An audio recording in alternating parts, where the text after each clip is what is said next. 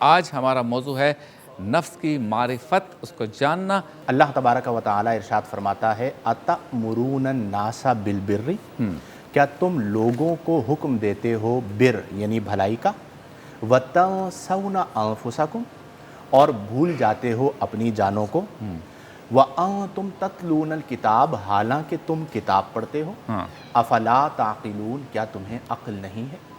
اس آیہ مبارکہ کا شان نزول یہ ہے کہ چند افراد نے اسلام قبول کیا، ٹھیک ہے، تو انہوں نے اپنے یہود جو علماء تھے ان سے پوچھا کہ ہم نے اسلام قبول کر لیا ہے، اب تمہاری رائے کیا ہے، کیا ہم اسلام پر قائم رہیں؟ تو انہوں نے کہا ہاں اسلام دین برحق ہے، اسی پر قائم رہو۔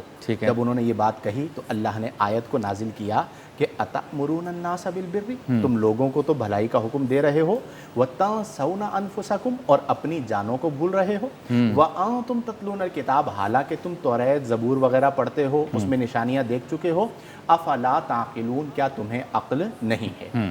اس آیہ مبارکہ کے تحت بیسیکلی تو اس کا نزول یہود علماء کے لیے ہوا۔